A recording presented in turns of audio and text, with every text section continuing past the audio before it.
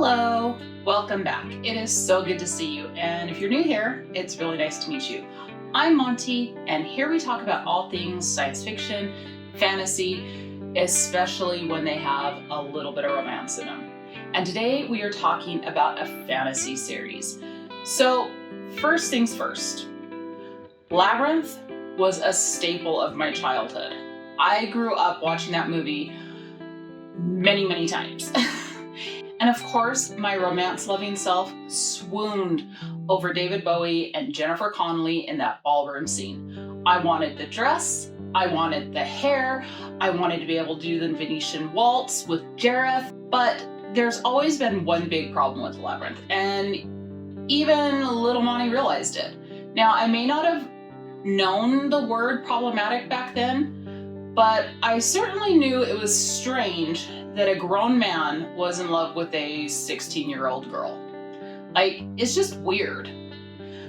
But I found a series a couple of years back that absolutely fixes the glaring problem in this story and creates a reimagined backstory for the Goblin King.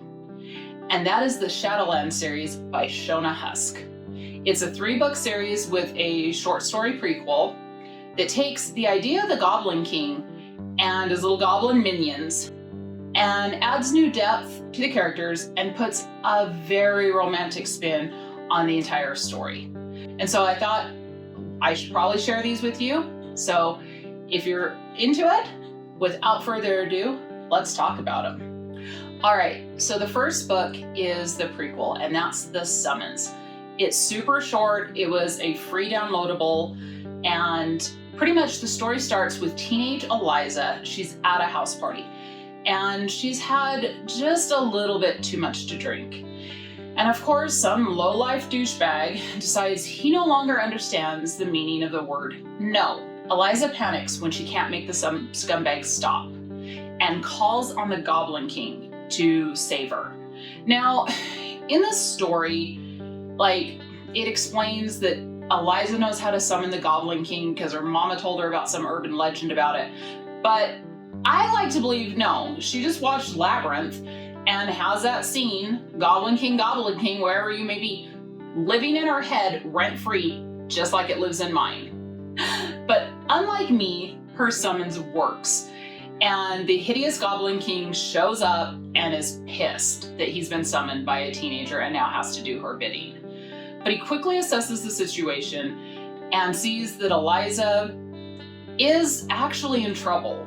So he throws the degenerate against the wall, and when Eliza sees him, she sees this handsome, beautiful hottie that has just saved her instead of a scary goblin. And Eliza thanks him, and in return, he gives her this golden bead from his hair and tells her, never summon me again. So the party quickly comes to a halt because a supernatural being showed up and scared the degenerate off.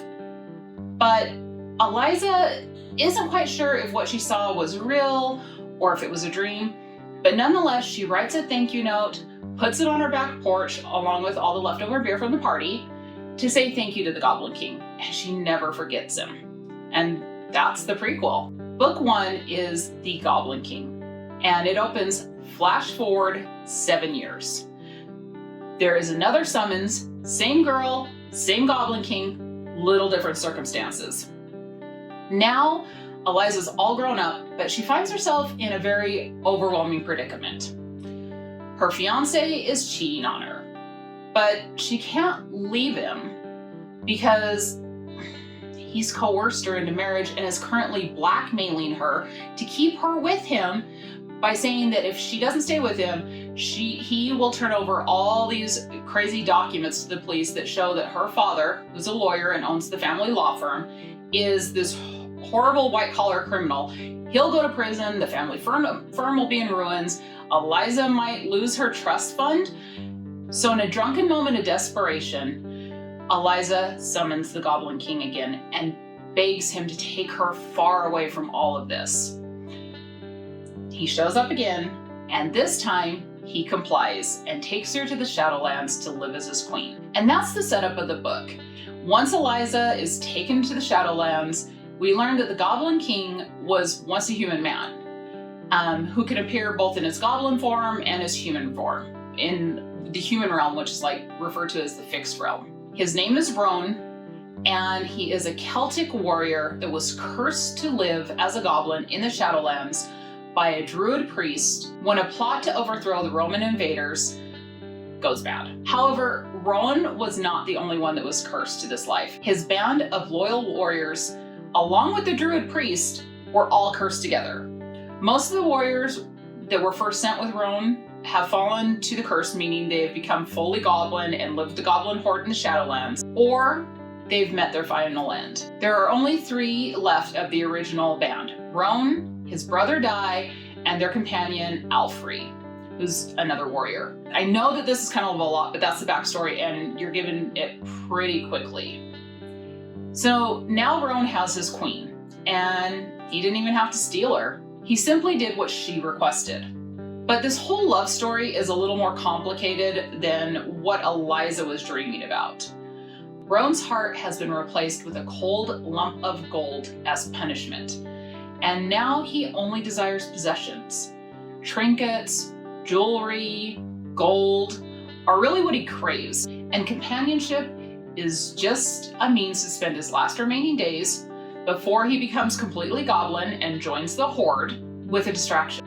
The story chronicles the romance between Eliza and Roan and their desperate attempt to break this 2,000-long curse that he's been living under. It's somewhat of a Beauty and the Beast kind of story, where with Roan having to win the affection of Eliza even though he sees himself as a monster. But there's this added layer of Eliza finding herself, coming into her own and finding her voice and her courage, because she's escaped the clutches of this controlling fiancé. Now granted, the self-realization happens because she's with Roan, but it's a first book romance. We don't get self-actualized characters right off the bat. We've got to earn those. But all in all, I think it's a good story. It definitely has depth, and the world building and the backstory, and it solves the problem I've always had with Labyrinth. You know, because it was a little creepy with the Goblin King being grown up and the love of his life being a 16-year-old girl. So it's very satisfying to me in that aspect. Like, I love that book for this. Could it have been better? Sure. The fiancé character is kind of flat. And honestly, the romance was a bit lacking. I mean, there's not a whole lot of tension of them falling in love. But even without the romance aspect, it's still a pretty intriguing story. But don't worry, there's still some pretty steamy scenes in there, so you definitely don't miss out on that. All in all, I give this book 3 stars. So book 2 is Kiss of the Goblin Prince. Alright, so this is Dai's story. Dai is the brother of Roan, and of course he was cursed along with all the other warriors. He has lived in the Shadowlands with Roan for nearly 2,000 years. But instead of collecting all kinds of shiny things like his brother, Dai spent his time collecting books, information, and knowledge. And just what has Dai done with all of this research? He's learned to use magic. He sees the invisible threads that connect everything in the world together, and he's learned how to manipulate those. But even with this great power, Dai feels guilty and powerless due to his time within the Shadow Realm. But as Dai continues to use his magic, he feels the presence of these claws like digging into his heart, crushing his humanity. That is until he meets Amanda, who just happens to be the sister of Eliza. And that is when Dai's world begins to change from one of a sad, lonely, scholarly man to a man with a mission. Amanda has a daughter who is severely asthmatic, and Dai is determined to heal her and win Amanda's heart in the process. The problem is that all his magical books are being held hostage by this evil, shadowy banker. But Dai is our hero, and he is not scared. That's the entire plot, pretty much. This book is definitely different from the first book. It's a lot slower, there's not as much action. And even though I loved Dai in the first book, I loved his character, he is definitely like a sad boy in this book. And his sad boyness kind of borders on annoying. Amanda is fine. She's a loving sister, she's a loving mom, and she's been hurt in previous relationships. So she doesn't fall in love with Dai immediately, she doesn't trust him immediately, any of that. Although she does think he's pretty hot immediately. But I think the problem I had with this book, aside from all the introspection that Dai goes through, is the fact that it just seems to take a left turn from the first book. Like, everything I loved about the first book, about the whole Goblin King and that whole lore, is kind of lacking in this book. I mean, magic absolutely existed in the first book, the druid could use magic, but somehow the newly introduced magic system that Dai is able to control just seems a little out of place in this book. But if you look past that, then it's fine. It's okay, it's fine. It's a slow read, but it's still a good romance. And you do get a lot more of the backstory of what it was like when Roan and Dai were in Wales and they were living under the oppression of the Roman conquerors, and just how awful those Romans really were to the people of Roan's village. But like I said, this book is fine. It's a good romance. It's just a slower story, and I just wasn't as invested in Dai's character as I really wanted to be. I liked him with Amanda. They made a great pair. I don't have a lot to complain about. I'm just like, meh. So this book got 3 stars from me. All right, the final book of the series. This is For the Love of a Goblin Warrior. Now, in book 2, while Dai is exploring all the universal threads and learning to manipulate them and pull on them and see how they're connected, he realizes that there is a thread that is connected to a companion that fell victim to the curse and became a full goblin. Dai follows the thread and locates Marin. Poor Marin has transformed back into a man and is living in fear of his life from the goblin horde. He has been goblin for many years, and he's run with the horde, he's lived with the horde, and now that he's a man again, he's not really prepared for the reality of humanity again. Marin is constantly plagued by memories of what he has done while he was a goblin and was running around with that wild horde, and this includes coming to the human fixed world and participating in the wild ride. Let me tell you about the wild ride. So that happens on the eve of the winter solstice, and that's where all the goblins run wild in the fixed realm, steal precious objects, do some damage, cause some chaos, and also steal women. So the lesson to be learned in this book is that on the eve of winter solstice, take something gold, throw it as far away from your house as possible to distract the goblins. Like if you have a backyard, throw it in the furthest corner of your backyard. Lock your windows, lock your doors. But while Marin is struggling with his new life, he meets Nadine. And Nadine is a healthcare worker who immediately takes pity on Marin because she sees him as someone who is suffering from PTSD and possibly having a mental breakdown. Nadine has many problems of her own. Her father is in prison for the murder of her mother, and Nadine doesn't really tell many people about her family or her past life, where she grew up in foster homes after this incident. She really kind of keeps to herself. And even though she has friends, she doesn't have a lot of deep connections. But she immediately feels sorry for Marin, and she's immediately drawn to him. And she just sees him as a man that's going through a really tough time. Now, Marin continues to struggle with his new life, but after he meets with Dai and Roan and kind of talks through what's going on, he starts to kind of work through accepting his new reality. And he starts to adjust to being human again. And he seeks Nadine out because when he first met her, he stole the gold necklace that she always wears, and he feels guilty about it and he wants to return it to her. But when he meets her, he can't really reveal his truth. Like, he can't say, yeah, I've been living as a goblin for almost 2,000 years and my mental breakdown's because now I'm human again and I don't know how to take that. So he comes up with this whole backstory. Dai helps him create it to make him sound like a real person. He can't reveal his true history to her, but he wants to earn her trust. But of course, nothing can work out like it's supposed to. And soon, Marin's whole crafted backstory really starts to not add up for Nadine. Marin knows that like I said, she'll never believe the truth, but how can he win her love without offering her the truth. So I loved this book. Like, I absolutely loved it. There's not a ton of action in it. It's more of a character study of these two individuals that are dealing with a lot of baggage in their life and working through their issues.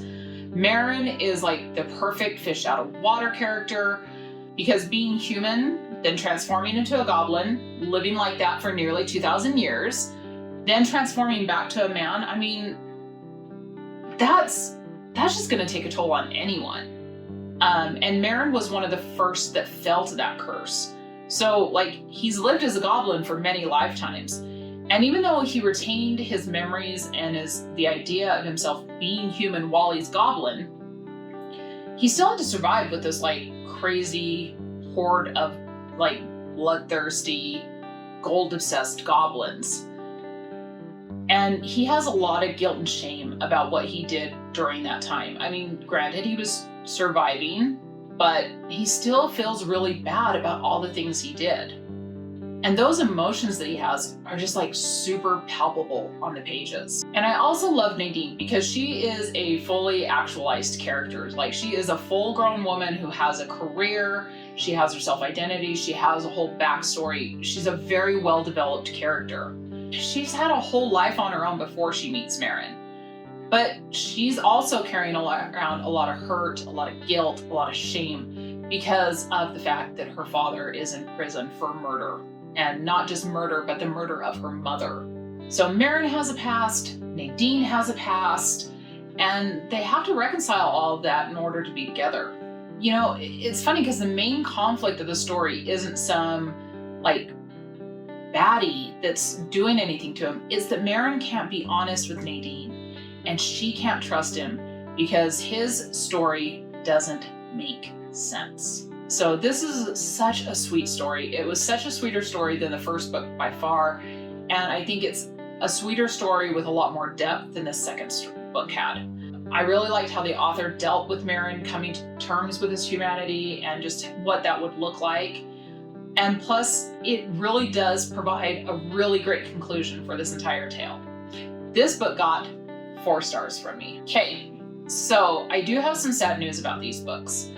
They are no longer available in Kindle or ebook format that I could find. That's how I originally found them. That's how I purchased them. But I could not find anywhere where you could get the ebooks anymore. I don't know if you can even get the downloadable Prequel anymore. But these books are available in paperback. I found them on several sites for that. I'm pretty sure that when these were first published, they were published back in like 2012, 2013, 2014. These were all self-published by Shona Husk, but they're now being published by Sources Books Casablanca. So all in all, I really did like this series. I found it to be a lot of fun. It's a series that I've read several times over. I haven't just read the books once. I've read them a couple, 2-3 times. I really enjoy them. They're good stories just to go back to and relive. And I really like how the author has taken this idea, reimagined it, and made it her own. So let me know, have you read these books? Have you ever even heard of these books? And if so, what did you think of them? And if you haven't read them, are they going to be added to your TBR? Let me know all down here in the comments below. And if you did enjoy this video, do please consider giving me a thumbs up, give me a little like on this video. And if you want to see more from me, please consider subscribing. That way you know when I upload next. And until next time, take some time for yourselves and love you, bye.